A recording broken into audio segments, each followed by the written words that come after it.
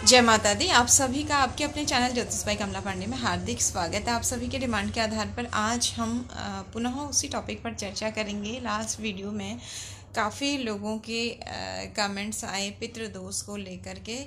जैसे कि उस दिन भी चर्चा की थी कि बहुत सारे लोग ऐसे हैं जो इसी के कारण यानी कि पितृदोष के कारण अधिकतर समस्या में घिरे रहते हैं और समझ में नहीं आता है कि परेशानियां क्यों हो रही हैं। जब ग्रह भी कमज़ोर हो तो वहाँ पर ये समस्याएं हमें ज़्यादा परेशान करती। कुंडली में देखें, विशेष शनि राहु की युति और विशेष कर चंद्र शनि राहु की युति होती है। बृहस्पति कमज़ोर होते हैं, लग्नेश कमज़ोर होते हैं, शनि सूर्य की युति होती है अधिकांशतः।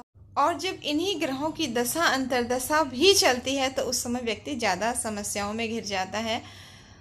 लक्षणों की और अनेक चीज़ों की बात हमने पिछले वीडियो में की। आज उपायों को आगे बढ़ाते हैं। जो उपाय हमने लास्ट वीडियो में बताए थे उसके आगे की चर्चा करते हैं।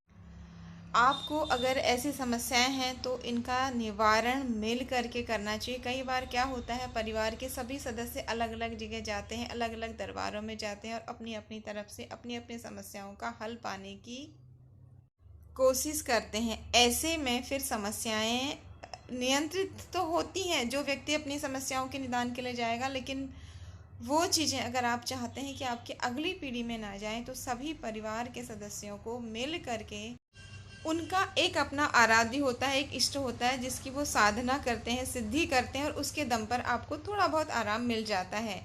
फिर थोड़ा आराम मिलता है, पूर्ण नहीं मिलता है, आप दूसरी जगह ढूंढते हैं। इस तरह से आप न तो पूर्ण निजात पा पाते इन चीज़ों से, इन समस्याओं से, और आपको ऐसा लगता है कि फ़ायदा तो हो रहा है लेकिन पूर्ण रूपेण नहीं हो रहा है। फिर भी समस्याएं कुछ समय बाद उस वैसी की वैसी ही दिखाई देती हैं। तो इसके लिए आप स्वयं से प्रयास करें और घर के सभी लोग पीपल वृक्ष की सेवा, तुलसी की सेवा, बिल्व वृक्ष की सेवा करें। इन पेड़ों को रोपें और इनको जल से सींचें। बच्चों को, घर के बड़ों को आदत हो कि वो नियमित रूप से अमावस्या के दिन, पूर्णिमा के दिन विशेष मंत्रों का जप करें, हवन करें और साथ ही पितरों के निमित्त हर अमावस्या को दान बहुत ही ज़रूरी माना गया है। क्योंकि जब आपके पितृ तृप्त होते हैं तो उसके बाद ही आपकी बाकी की जो पूजाएं भी हैं वो सफल होती हैं। संपत्तियां एक पीढ़ी से दूसरी पीढ़ी, तीसरी पीढ़ी में जाते हैं। अब लोग कह देते हैं हम तो विदेशों में रह रहे हैं, हम वहाँ की संपत्ति नहीं खा रहे, लेकिन आपके पूर्वजों ने तो खाई, उनका अंश तो आपके अंदर है। तो आप भी तो उनके ऋण में शामिल हैं। इसलिए ऐसा ना सोचें कि आप वहाँ का नहीं खा रहे हैं। तो आप, अगर आप पूर्ण निवारण नहीं कर सकते तो कम से कम जो आपको यज्ञशाला, हमने रसोई आपकी यज्ञशाला कैसे बनाएं, वो उपाय करने के अलावा आप कुछ उपाय और करें जिससे कि आपको काफ़ी राहत मिलेगी। आप जैसे हर अमावस्या को पितरों के नाम से अन्न दान करें। अब उसमें आपका चावल, आटा, नमक सब कुछ आना चाहिए। विशेषतः आपको दूध और चावल और चीनी का दान भी ज़रूर करना चाहिए। क्योंकि कई बार शुक्र पीड़ित होने से, बृहस्पति पीड़ित होने से भी ये समस्याएं ज़्यादा कुपित हो जाती हैं। वहाँ पर आप इन चीज़ों का जब दान करते हैं, उनसे प्रार्थना करते हैं तो निश्चित रूप से आपको थोड़ा बहुत सहयोग तो मिलता है।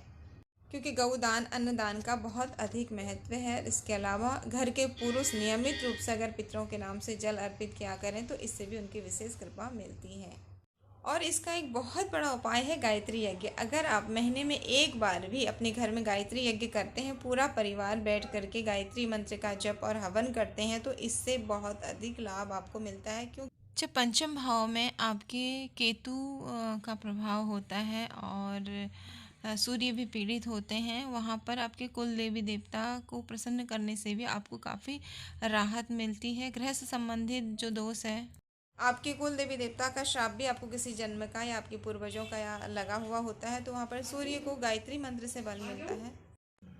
और आपके जो रीति रिवाज हैं, जो प्रथाएं हैं पूजाओं की, जैसे कि घर में विवाह के बाद आपके कुल देवी देवताओं का दर्शन करना, संतान उत्पत्ति किसी की होती है तो उनको कुल देवी देवता के स्थान पर ले जाए जाना, जो हमारे पूर्वजों ने इस तरह से चलाई हुई रीतियाँ हैं, जब हम उनका पालन करते हैं और अध्यात्म में इस तरह से एक सही तरीके से आगे बढ़ते हैं तो बृहस्पति को बल मिलता है और हमारे बहुत सारे दुर्योग कटने शुरू होते हैं।